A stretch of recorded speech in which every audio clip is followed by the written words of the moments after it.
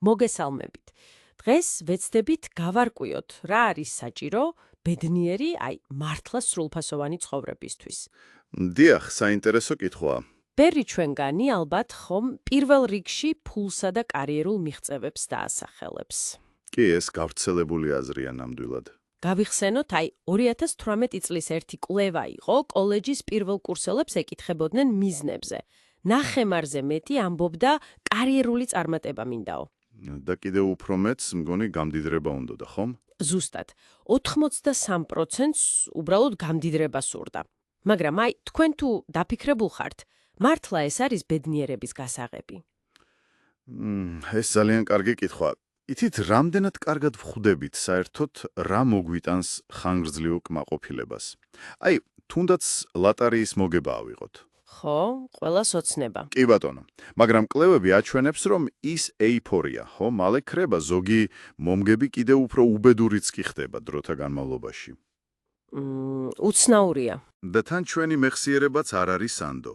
ხშირად ვაიდეალებთ წარსულს ან პირიქით, ამას რეკონსტრუირებული მეხსიერება ქვია. ანუ ძნელია გახსენება, მართლა ბედნიერი იყავი თუ არა. დიახ, ძალიან ძნელია. ამიტომ თუ მართლა გვინდა გავიღოთ რა მუშაობს, საუკეთესო გზა ადამიანებს დავაკვირდეთ. ოღონდ არა მოგონებებით, არამედ მთელი ცხოვრების მანძილზე, რეალურ დროში, ასე ვთქვათ. და საბედნიეროდ სწორედ ასეთი წარმოუდგენლად ამბიციური კვლევა არსებობს, ჰარვარდის ზრდასრულთა განვითარების კვლევა.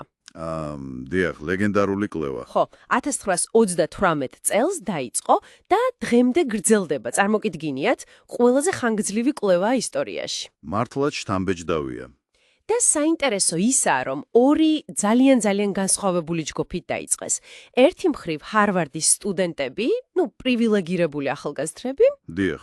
მეორე მხრივ კი ბოსტონის ღარიბი უბნების ბიჭები, სრულიად სხვა სოციალური ფენა. კონტრასტული ჯგუფები, დიახ. და მერე დროთა განმავლობაში მათი ოჯახებიც ჩართეს, ცოლები, შვილები, კი ჯამში თითქმის 3000 ადამიანამდე გამოვიდა.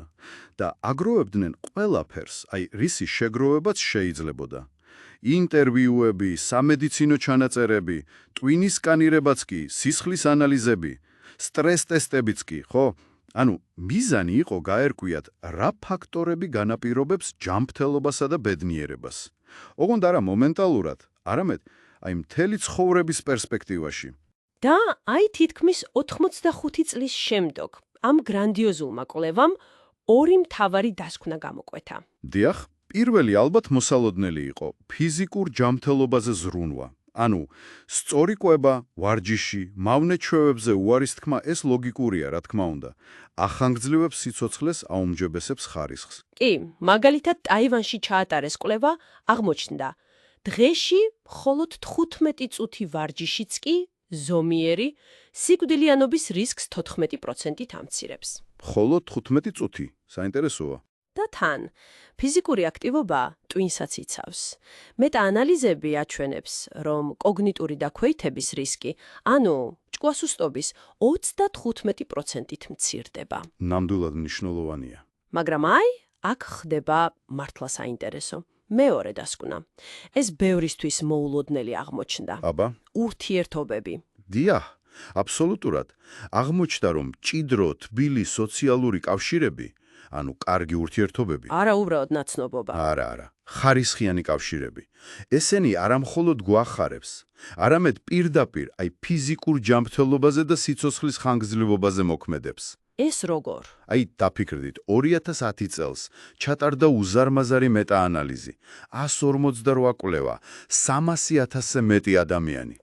შთამბეჭდავია. დააჩვენა, რომ ძლიერი სოციალური კავშირების მქონე ადამიანებს გადარჩენის 50%-ით მეტი შანსი აქვთ. 50%-ით? წარმოუდგენელია. დიახ. და სხვა კვლევებით, მაგალითად ჯულიან ჰოლტლანდსტადის კვლევით, მარტოობა ჯანმრთელობისთვის ისეთივე საზიანო აღმოჩნდა, როგორიც დღეში ნახევარი კოლოფიის სიგარეტის მოწევა.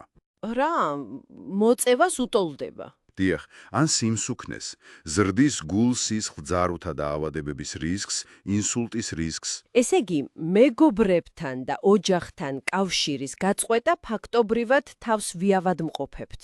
დაახლოებით ასე გამოდის. მაგრამ რაც ყველაზე საინტერესოა, მნიშვნელოვანი არა ის, რამდენი მეგობარი გყავს Facebook-ზე.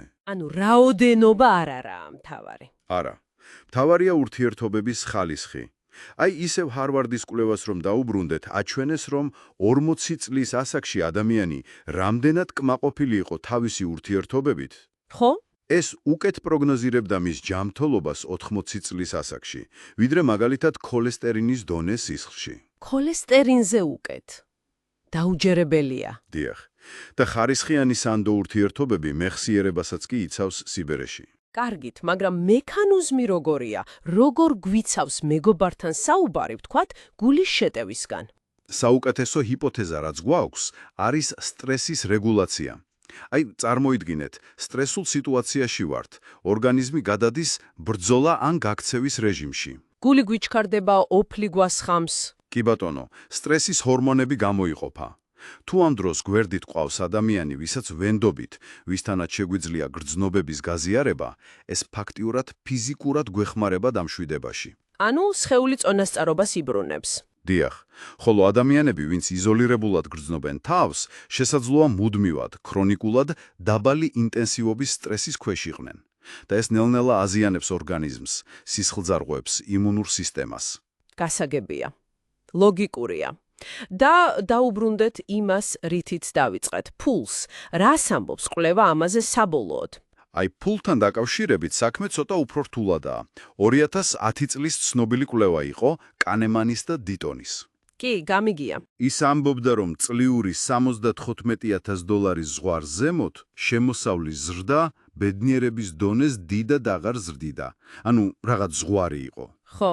მაგრამ 2022 წელს გამოვიდა ახალი ანალიზი, სადაც ერთ-ერთი ავტორი ისევ კანემანი იყო, კილინგსვორთსთან ერთად. და რა თქვეს? შეიცვალა რამე? ცოტა დააზუსტეს.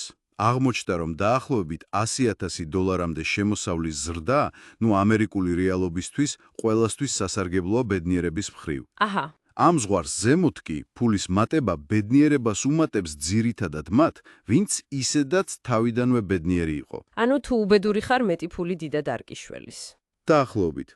და ჰარვარდის კვლევაც ამას ადასტურებს. კარიერული წარმატების გარეგნული ნიშნები, დიდი სახლი, ძვირი მანქანა, თავისთავად ბედნიერებას არ იძლევა. მაგრამ საქმეს, რომელსაც აზრი აქვს შენთვის. აი ეგ სხვაა. საქმეს, რომელსაც შენთვის მნიშვნელობა აქვს, შეუძლია ნამდვილად მოგიტანოს კმაყოფილება და ბედნიერება. და იცით რა არის საგულისხმო? ჰარვარდის კვლევის მონაწილეები სიცოცხლის ბოლოს რითი ამაყობდნენ ყველაზე მეტად? სწორედ ურთიერთობებით და ყველაზე ხშირად ნანობდნენ სამსახურში გატარებულ ზედმეტ დროს, ოჯახის და მეგობრების ხარჯზე. მაშინ რას ნიშნავს ეს ყველაფერი ჩვენთვის, მსმენელისთვის? მთავარი გზავნილი ალბათ ესაა. ურთიერთობები ჰაერივითა. როგორ? სასიცოცხლოდ მნიშვნელოვანია, მაგრამ ხშირად ვერ ვამჩნევთ და არ ვაფასებთ სათანადოდ, სანამ არ დაგვაკლდება. მართალია. და მათზე ზრუნვა, ეს რაღაცას ფიზიკურ ვარჯიშს გავს. ეს არ არის ერთჯერადი აქტი. ანუ მუდმივად უნდა ივარჯიშო. დიახ, მუდმივი პრაქტიკაა საჭირო. იქნება ეს მეგობართან დარეკვა, ოჯახის წევრთან გულწრფელი საუბარი, უბრალოდ დროის ერთად, ხარისხიანად გატარება. და კარგი ამბავი ისაა, რომ არასდროსაა გვიან ამაზე ზრუნვის დაწყება, ხო? ნამდვილად. ნებისმიერ ასაკში შეიძლება ამის დაწყება, ან გაუმჯობესება. და ეს ერთ მნიშვნელოვან კითხვას აჩენს, პირადად თქვენთვის, ვინც გვისმენთ. აბა, თუ გავითვალისწინებ, რომ ახალგაზრდობაში ხშირად პრიორიტეტი ფული და კარიერაა, ხო? სიბერეში კი ადამიანები სწორედ ურთიერთობებს აფასებენ და მარტოობა რეალურ საფრთხეს უქმნის ჯანმრთელობას. როგორ შეიძლება დღესვე, აი თუნდაც ძალიან პატარა, თანმიმდევრულ ნაბიჯებით დაიწყოთ თქვენ სოციალურ კავშირებზე ზრუნვა. არა როგორც რაღაც მეორეხარისხოვანზე, არამედ როგორც თქვენი ჯანმრთელობის და კეთილდღეობის აუცილებელ ნაწილზე. საინტერესო და მნიშვნელოვანი კითხვაა დასაფიქრებლად. დიდი მადლობა ამ საინტერესო ანალიზისთვის. პირიქით, მადლობა თქვენ.